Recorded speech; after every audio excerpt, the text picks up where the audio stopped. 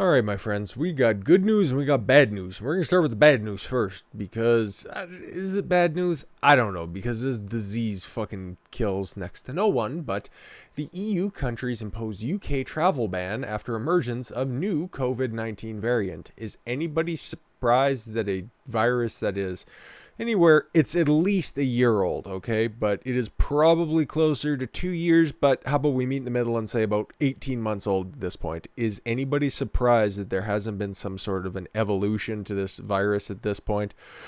But it looks like the EU is going to be heading into one fuck of a lockdown, and the UK is already there, so sorry, Europe, I guess. I don't know what to say, but we're going to cover this first, and then we're going to go into something hilarious by a senator that is just about had enough with everything. Anyways, several European nations are imposing a travel ban on the United Kingdom due to an emergence of new COVID-19 variants spreading quickly through London and southeast England in the BBC reports. Ireland, France, Ireland, that was going to be tough. They're like right there. France, Germany, well, France is not much farther away. The Netherlands and Belgium have all halted flights from the UK, according to the BBC. The EU will reconvene on Monday morning to discuss further safety measures. So this is really going to throw a fucking kink into the Brexit negotiations as well. So if Boris can't go over to Brussels in order to figure something out, I guess they might have known something about those needs for an extension. I don't know. I'm just saying a couple of things are starting to link up here. The new variant of the virus has begun to spread rapidly throughout the greater London area and is said to be 70% more transmittable. Of course it is. It just be afraid. Oh, this is going to be terrible. A new version of the virus. Fuck off. The Netherlands announced its Friday ban to last until January 1st. Remember when I said that that ban that was put in, I think, what was that, late or early November? At this point, it doesn't really much matter. It was going to last through the end of the year. There you go. The Dutch government stated further risks of a new virus strain being introduced to the Netherlands should be minimized as much as possible. Of course, just be afraid, guys. Just be afraid. Whatever. So I wonder, okay, let's get our tinfoil hats on for a second. Is the vaccine going to take care of this new strain of the virus? Because it should necessarily be structurally the same virus. If it's just a little bit of a variant, does that mean that the vaccine is no longer effective for that one? I'm sure that they will probably tell you, and by they I mean the big governments that are trying to lock everything down, they will probably try to tell you that the vaccine is no longer effective and just continue to buy more masks and wear them in perpetuity until the end of time. So just wait for those articles to come out and make sure you cancel Christmas and New Year's, you fucking jackasses. France and Ireland's UK travel suspension will reportedly span only 48 hours, so they aren't terribly concerned about it, considering those are the two closest nations to them. So, especially air quotes for Ireland especially. The new outbreak has prompted lockdowns in the areas surrounding and including London. Prime Minister Boris Johnson announced Saturday that London and southeast and eastern parts of the country will enter a Tier 4 lockdown. Wales will be issuing similar restrictions as well, according to Business Insider. Well, that's good. They've already been running dry runs for that because, as we seen in the video yesterday when I was reporting on more COVID stupidity, the poor prick who took his two fucking autistic kids to the park got the 816 pound sterling fine for being alone in an open field. So that's good. Now he won't even be able to take his kids to the fucking park. Health Secretary Matt Hancock, who has gotten himself in quite a bit of trouble as well because he is a big endorser of the Great Reset, which I'm going to have to go back and cover because now that everybody's kind of acknowledging it, well, the world leaders sort of tacitly, unless you ask them directly, do you support the Great Reset? No. Okay, what about everything else that's on this list? Yes. Okay, so you're just afraid of the terminology. You don't want people to quite know anything about it. So we're going to have to revisit that one here in a little bit. But anyways, Matt Hancock said the new coronavirus strain is out of control. Of course it is. And we have to get it under control. Of course you do. How are you going to do that? By doing the exact same stuff that didn't work in the first time? I get it. Adding that this is an incredibly difficult end to a frankly awful year. Of course it is. And are you going to do anything differently than you did the first time? No, because you don't have any solutions based on what you did in the spring compared to what you tried to do in the summer and what you're doing now in the fall and into the winter. So you're just going to continue to do the exact same stuff that didn't work the first time around, and hopefully it works. I think there's something about a definition about insanity that would imply here.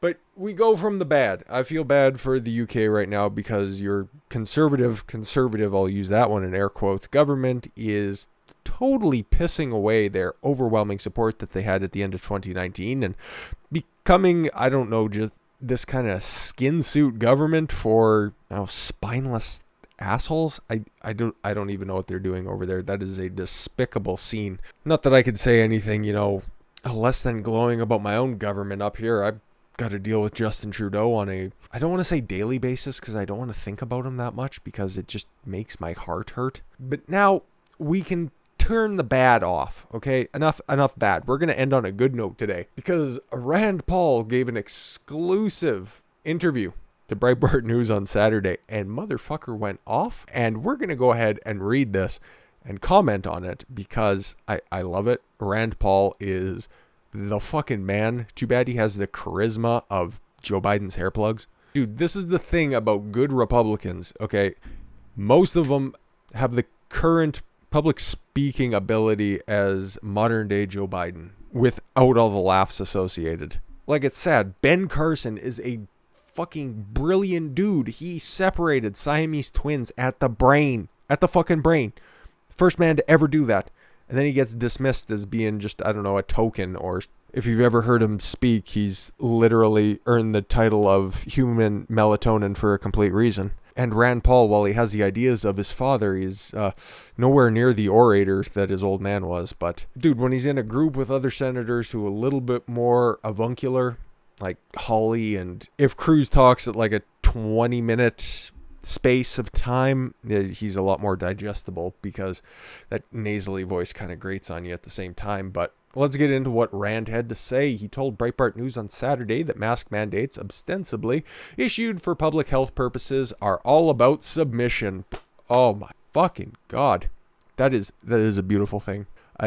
You know what? You've been thinking of it for a long time. A lot of people who are less credible than Rand Paul have come out and said the exact same thing. But now that it's in writing by somebody who's in a position of power, you love to see it. Offering his remarks in an interview with Breitbart News editor-in-chief Alex Marlow at Turning Point USA's Student Action Summit in West Palm Beach, Florida.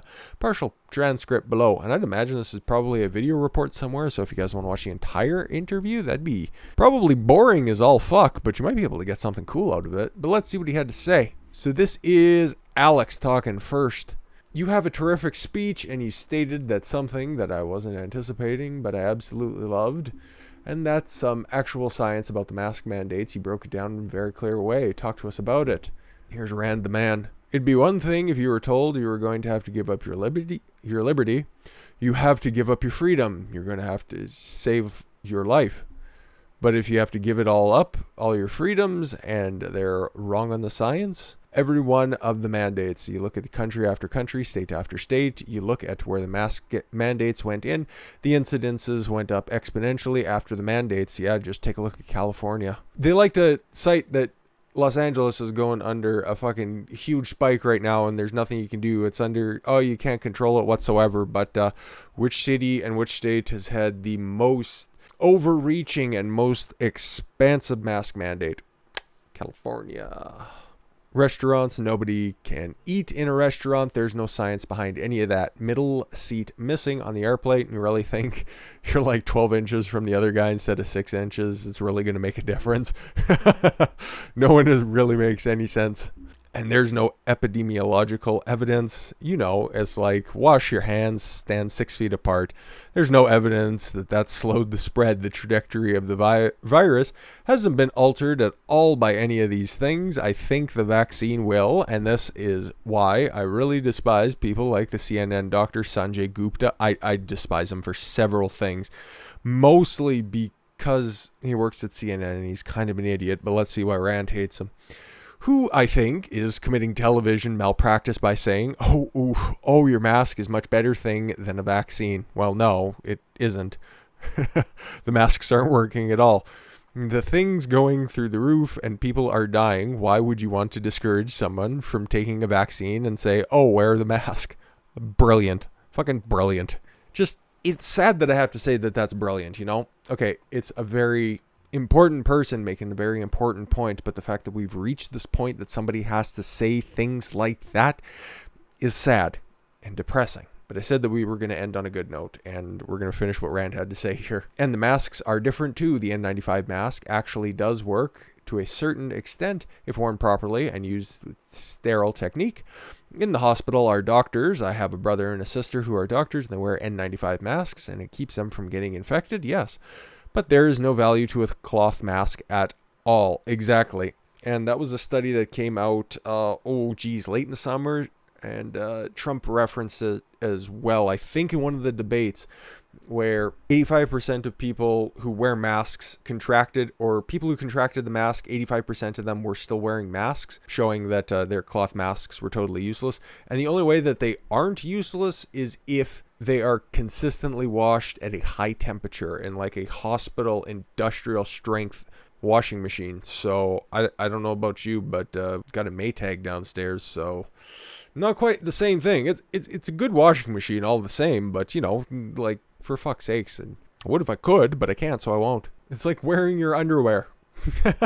You might as well cut your underwear up and wear your underwear as protection. It doesn't work. For some Democrats, it's like they are talking through their underwear anyways, because they're all full of shit. That's why I call it a face diaper. Wow, Alex. Hot take. I call mine an idiot face condom. Gotta wear it whenever I go grocery shopping because I ain't got the fucking money to pay the fines that are here in Grand Prairie. $100 and $200 to the store. And if you're over at a friend's house, it's $1,000 to that person. Oh my God, Canada is fucking stupid. Fucking stupid. So you've got a public who's accepted this, though, by and large, because we've been told by everyone we have to accept it. We have lost track of the Constitution. Have we forgotten about the Constitution? And here's how Rand Paul finishes. Well, that's why I like this youth group here. It's starting to sound like Joe Biden. What are they asked to give up? They're being asked to give up their graduation from high school, their graduation from college, their wedding. And if we're not careful, they're going to be giving up their 5-year wedding anniversary and their 10-year anniversary. Yep. And we're still going to be wearing masks. Oh my fucking God. Little did we know in March, 15 days to slow the spread is going to turn into, 3,600 days to slow the spread? I hate this. I hate this a lot. Paul highlighted Director of National Institute of Allergy and Infectious Diseases, the puppet man, Anthony Fauci. Ongoing advocacy for mask wearing as a protective measure for public health. If Fauci has his way, you'll never give up on masks. Exactly. Every single interview. He seems to only be going on CNN lately, so you should kind of take note of that as well. Yeah, everything is all about, wear masks. Even, after the vaccine gets out there, you can still transmit it, so you're going to have to wear your mask. Fucking stupid. Fear-mongering at its best. It's all about submission, and they want you to submit to their will, whether there's any science and fact. Like on schools, I've been telling Fauci for 6 months, the evidence is if you open schools, you will not get a surge. The whole world accepts it, except for Dr. Fauci. He finally accepted it last week, 6 months after I started showing him the evidence. Yeah, what is it, like 2,500 kids have, or 250,000 kids in some place have contracted the virus. I forget where I was hearing this, but only 3 of them under the college age died from the virus, but they were severely sick individuals prior to and had several comorbidities. So yeah, okay, it's dangerous to sick people. So is the flu. So are a flight of stairs to an old person with vertigo. I will never understand this overreaction. I hope we can look back at the end of 2021 and realize that 2020 was the greatest overreaction to a sleepy head cold that we've ever had in our entire life. But that's not likely if Biden brings himself in there, because we'll still have to be conversing through masks. And Might have to start wearing one while I'm doing a YouTube video, because I wouldn't want to, infect my microphone. It's very expensive, and I like it. It makes me sound good. But Rand Paul is just vocalizing everything that I've been talking to you guys about for the past, fucking few months when it comes to the coronavirus anyway. So you love to see somebody else who is very intelligent and well-respected on both sides of the aisle. Yes, don't let CNN twist it. Everybody likes Rand Paul. He's one hell of a good dude and doesn't necessarily stick strictly to the GOP lines. He was also the guy who put the bill to stop no-knock warrants, the Breonna Taylor Act, which I think no-knock warrants are, if they're used appropriately, they are effective. But if they're used for,